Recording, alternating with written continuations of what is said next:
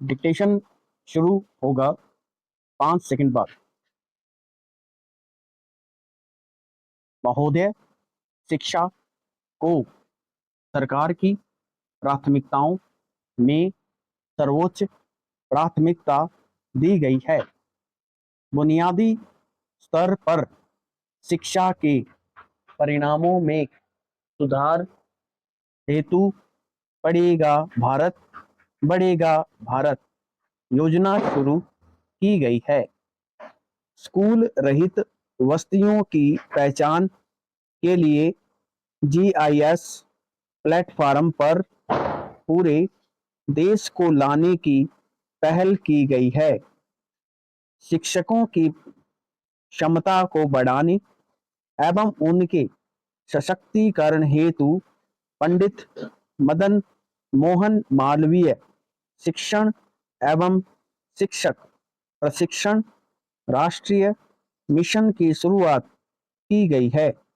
छात्रों में वैज्ञानिक सोच को विकसित करने हेतु राष्ट्रीय आविष्कार अभियान की शुरुआत की गई है।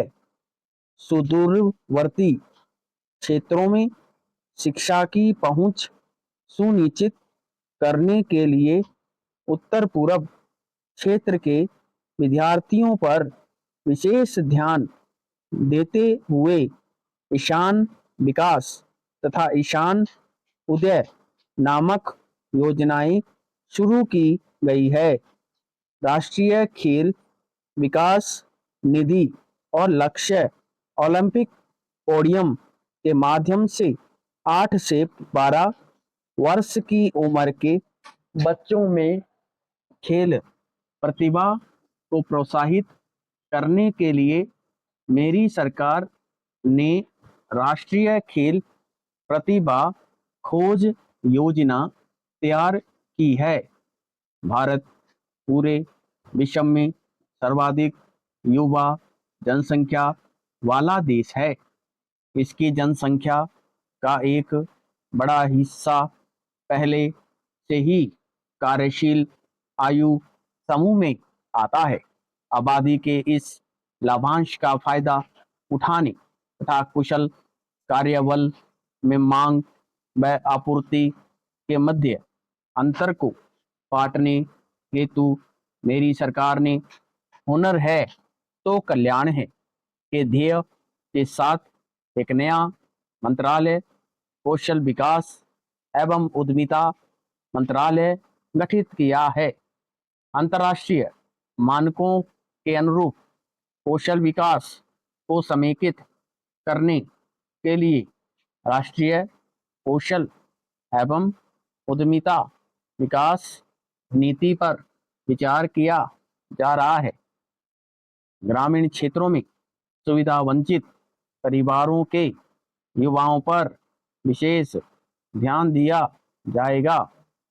कौशल संबंधी क्रियाकलापों में कौशल विकास मॉडल के निर्माण को नियोजित करने हेतु सरकारी निजी भागीदारी को प्रोत्साहित किया जा रहा है। अभी हाल ही में सरकार ने पारंपरिक स्वास्थ्य देखभाल के अंतर्राष्ट्रीय एवं स्थानीय तरीकों में सुधार के उद्देश्य से और यह मानते हुए कि हमारे गांव हमारी समृद्धि आयुर्वेदिक विरासत के भंडार रहे हैं, आयुष विभाग को एक पूर्ण मंत्रालय बना दिया है। किफायती आयुष सेवाओं संबंधित शिक्षा प्रणाली को मजबूत बनाने तथा उत्तम गुणवत्ता की आयुष दवाओं को उपलब्ध कराने के लिए राष्ट्रीय आयुष मिशन की शुरुआत की गई है। विराम पैरा। महोदय, प्राचीन काल से ही महिलाओं को हमारे समाज में सम्मान दिया जा रहा है। सरकार ने महिलाओं की गरिमा की रक्षा करने तथा उन्हें सशक्त करने हेतु अनेक कदम उठाए हैं।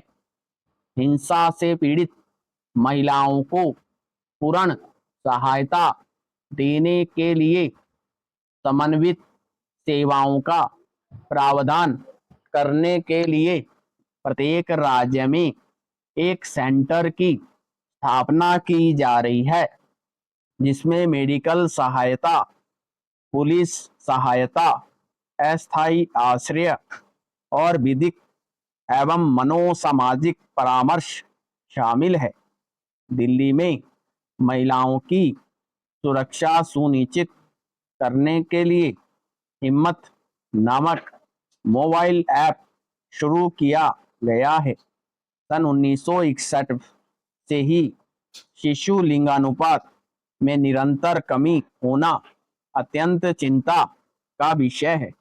बेटियों के जीवन, सुरक्षा एवं शिक्षा को सुनिश्चित करने के लिए मेरी सरकार ने बेटी बचाओ बेटी पढ़ाओ अभियान की शुरुआत की है, जो लोगों की सोच में बदलाव के लिए है, ताकि वे बेटियों के जन्म पर भी हर्षित हों।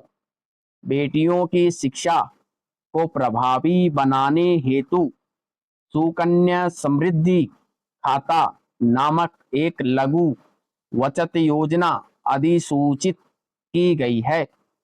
बाल अपराध से जुड़े कानून में सुधार हेतु बाल अपराध अधिनियम में संशोधन के उद्देश्य से एक बिल संसद में प्रस्तुत किया जा चुका है। विराम पैरा। महोदय, श्रमिक हमारी अर्थव्यवस्था की रीढ़ है।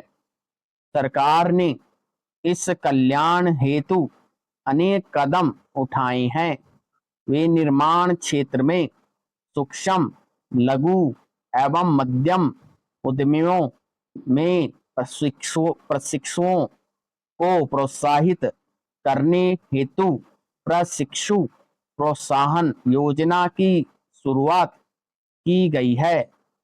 ईपीएफ अंशदान को सरल एवं आसान बनाया गया है, जिससे असंगठित क्षेत्र के श्रमिकों को लाभ हुआ है। कर्मचारी भविष्य निधि अधिनियम के तहत अधिकतम मजदूरी तथा न्यूनतम पेंशन को बढ़ाकर क्रमशः 15,000 तथा 25,000 किया गया है। मेरी सरकार रोजगार क्षेत्र के विस्तार तथा कार्मिक कल्याण में सुधार के साथ श्रम संबंधी विनियमों को लागू करने में 1,000 कर दिया। पारदर्शिता एवं जवाबदेही के प्रति भी कृत संकल्प है। इसके लिए उद्योग को ऑनलाइन पंजीकरण की सुविधा प्रदान करने तथा 16 अलग अलग रिटर्न फाइल करने के बजाय एक ही ऑनलाइन रिटर्न फाइल की अनुमति प्रदान करके व्यवसाय को आसान बनाने के लिए श्रम सुविधा पोर्टल शुरू किया गया है। एक पारदर्शी ऑनलाइन निरीक्षण स्कीम शुरू की गई है। प्रशिक्षु अधिनियम में हाल ही में किए गए संशोधनों से अब विधिक ढांचा उद्योगों और रोजगार योग्य युवाओं दोनों के लिए अनुकूल हो गया है। इस प्रकार के विधिक सुधार करना भी सरकार की प्राथमिकताओं में से एक है। सरकार यह मानती है कि सुशासन और सुधार टीम इंडिया का मिला-जुला प्रयास है, जिसमें संसद, केंद्र सरकार, राज्य विधानमंडल, राज्य सरकारें और भारत के लोग शामिल है। इस सामूहिक प्रयास का उदाहरण है उच्च न्यायालय और उच्चतम न्यायालय के न्यायाधीशों की नियुक्ति की प्रक्रिया में सुधार और राष्ट्रीय न्यायिक नियुक्ति आयोग की स्थापना का कानून सरकार पुराने और अव्यावहारिक कानूनों को निरस्त करने के लिए वचनबद्ध है।